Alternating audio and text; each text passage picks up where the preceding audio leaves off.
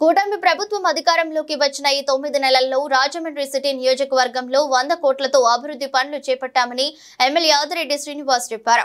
స్థానిక 9వ డివిజన్లో 20 లక్షలతో చేపట్టిన సిసి రోడ్ నిర్మాణం పనులను మాజీ కార్పొరేటర్ కోసూరి చండిప్రియతో కలిసి ప్రారంభించారు.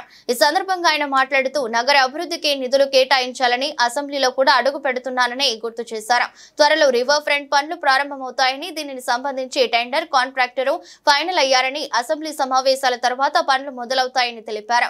నగరంలోని అన్ని పార్కులను పూర్తి స్థాయిలో అభివృద్ధి చేసి ఎక్కడికక్కడ ఆహ్లాదకరమైన వాతావరణం నెలకొనేలా చర్యలు తీసుకుంటున్నామని చెప్పారు.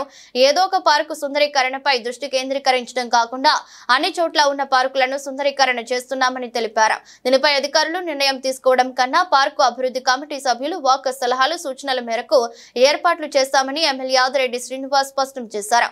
గతంలో టీడీపీ హయాంలో మంజూరైన నిధులతో బీసీ బాలుర వసతి గృహం నిర్మించామని, తర్వాత వైసీపీ పాలనలో బీసీ బాలికల వసతి గృహాన్ని నిర్లక్ష్యం చేశారని ఆయన విమర్శించారు.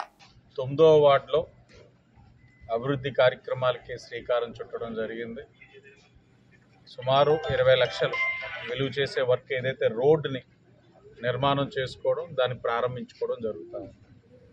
గతంలో చెప్పిన అంశాలే ఇప్పుడు మళ్ళా ప్రజలకి తెలియజేసేది ఏంటంటే, ఇప్పటికీ సుమారు 100 కోట్ల పై పనులు ప్రారంభించుకోవాల్సినవి ఉన్నాయి. కొన్ని పూర్తి చేసుకున్నాం కూడా. అంటే ఈ 9 నెలల్లో సుమారు 100 కోట్ల పనులు రాజమహేంద్రవరంలో అభివృద్ధి కార్యక్రమాలు చేసుకున్నాం.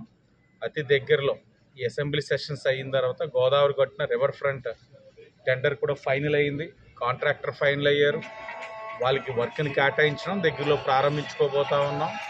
దాంతోపాటు నగరంలో ఉన్న అనేకమైన పార్కులు, ఏదో ఒక పార్క్నే ఎంచుకొని ఆ ఒక్క పార్క్ని అభివృద్ధి చేసి ఆ ఒక్క పార్క్ని కేంద్రీకరంగా చేయడం అన్నది కాకుండా, నగరంలో ఉన్న ప్రధానమైన పార్కులు అన్నింటినీ కూడా అభివృద్ధి చేసే కార్యక్రమం కూడా తీసుకున్నాం. అక్కడ మళ్ళీ పార్కులు చేసేటప్పుడు కూడా అధికారులు నిర్ణయం తీసుకోవడం కాదు, అక్కడ స్థానికంగా ఆ పార్క్ కమిటీ అనేది ఉంటున్నారు, చుట్టుపక్కల ప్రజలు ఉంటా ఉన్నారు, మా ఎన్డీఏ కూటమి నాయకులు ఉంటా ఉన్నారు. అందరితో చర్చించి వారి యొక్క అవసరాలు ఏంటి, పార్క్ ఏం చేస్తే వాకర్స్ వస్తారు, తద్వారా ప్రజలందరూ కూడా ఆహ్లాదకరమైన వాతావరణం క్రియేట్ చేయడానికి అవకాశం ఉంటుంది, దాని మీద చర్చించి నిర్ణయాలు తీసుకుంటా ఉన్నారు. దాన్ని కూడా అతి దగ్గరలో ప్రారంభించుకోబోతా ఉన్నాం.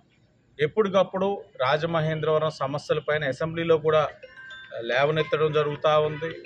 కావాల్సిన డిమాండ్స్ని, నిధులు ఏదైతే కావాల్సి ఉన్నాయో వాటిని కూడా డిమాండ్స్ రూపాన కూడా ఆ ఒక్క శాఖలు కూడా తెలియచేయడం జరుగుతూ ఉంది. ఎప్పటికప్పుడు వచ్చిన అవకాశాన్ని సద్వినియోగపరచుకొని ఒక పక్కన పుష్కరాలకి కావాల్సిన నిధుల్ని అడుగుతూ, మరో పక్కన ఒక బీసీ హాస్టల్ ఏదైతే బాలికలది ఉందో, ఆనాడు గత తెలుగుదేశం హయాంలో బాలికలకు శాంక్షన్ అయిన నిధులో బాలుల హాస్టల్ కట్టి బాలికల హాస్టల్ని ఏదైతే నిర్లక్ష్యం చేస్తున్నారో ఆ వైసీపీ ప్రభుత్వం నిర్లక్ష్యాన్ని అసెంబ్లీ సాక్షిగా లేవనెత్తి తక్షణమే ఫండ్ కూడా శాంక్షన్ చేయాలని అడగడం, ఇవన్నీ కూడా ఒక్కొక్కటిగా రాజమహేంద్రవరానికి సంబంధించిన అంశాలు ప్రస్తావిస్తూ వస్తూ ఉన్నాం. సానుకూలంగా ప్రభుత్వం కూడా స్పందిస్తూ ఉంది. గౌరవ ముఖ్యమంత్రి గారి యొక్క సహకారంతో దగ్గరలో రాజమహేంద్రవరం యొక్క అవసరాలు అన్నీ కూడా తీరుతాయని ప్రజలందరికీ కూడా తెలియజేస్తాం.